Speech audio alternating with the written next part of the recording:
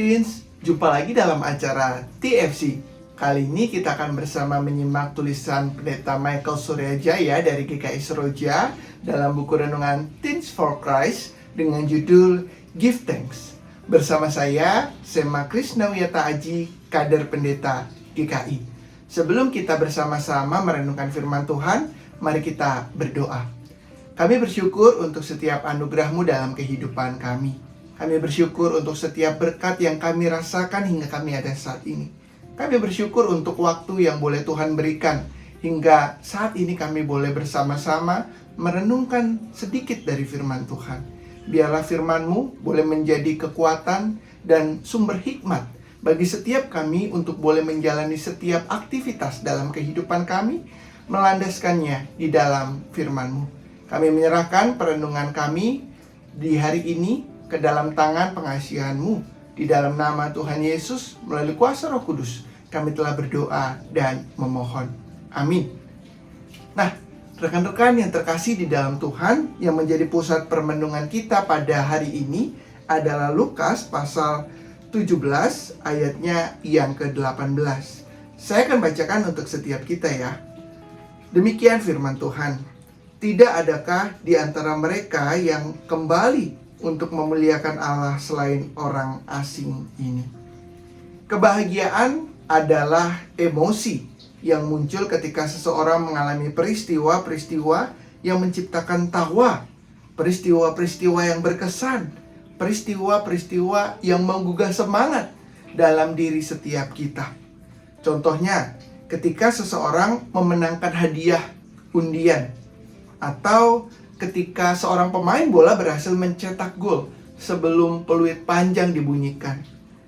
Ada banyak hal yang menimbulkan kebahagiaan. Namun, di tengah kebahagiaan itu ada orang-orang yang ingat untuk mengucap syukur kepada Tuhan. Dan ada pula yang lupa.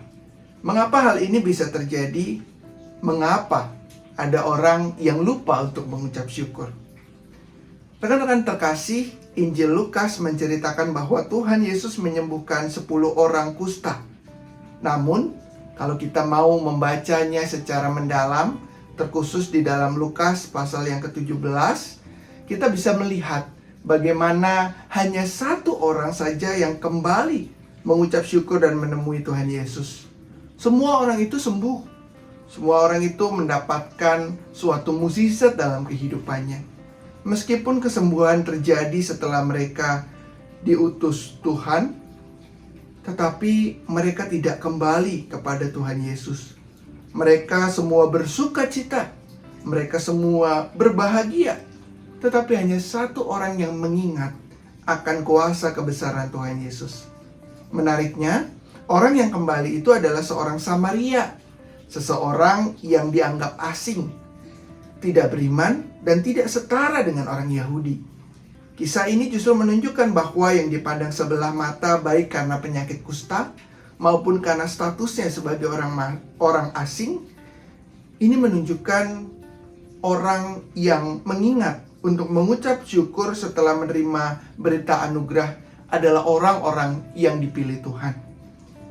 Rekan-rekan terkasih, mengucap syukur kepada Tuhan adalah hal yang mudah dilakukan.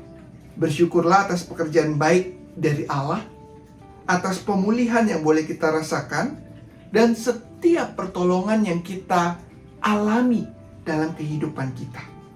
Selalu ada alasan untuk bersyukur di tengah keseharianmu saat ini.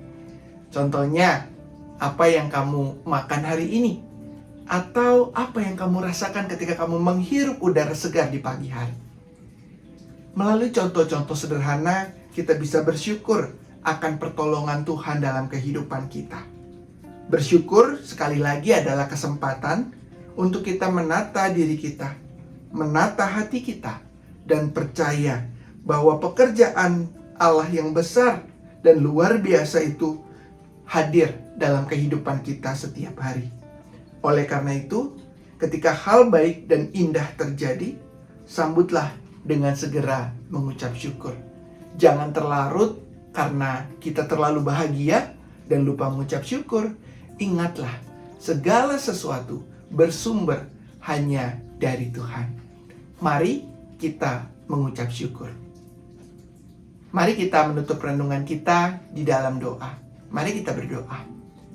Kami mengucap syukur ya Tuhan, kami boleh belajar untuk senantiasa mengenal kasih setia Tuhan dalam kehidupan kami. Kami bersyukur kami boleh mendengar tentang bagaimana kisah orang kusta yang kembali kepada Tuhan. Ia yang mengingat akan kebesaran Tuhan, ia yang senantiasa melihat bahwa Tuhan berdampak dalam kehidupannya. Kami juga mau menjadi seperti orang kusta yang kembali kepada Tuhan. Ia yang dipanggil oleh Tuhan boleh menjadi berkat di tengah kehidupannya. Kami menyerahkan setiap doa permohonan kami ke dalam tangan pengasihan Tuhan. Di dalam nama Tuhan Yesus, melalui kuasa Roh Kudus kami telah berdoa dan memohon. Amin. Demikian yang menjadi permenungan kita pada hari ini. Jangan lupa rekan-rekan untuk like, komen, dan subscribe. Tuhan Yesus memberkati.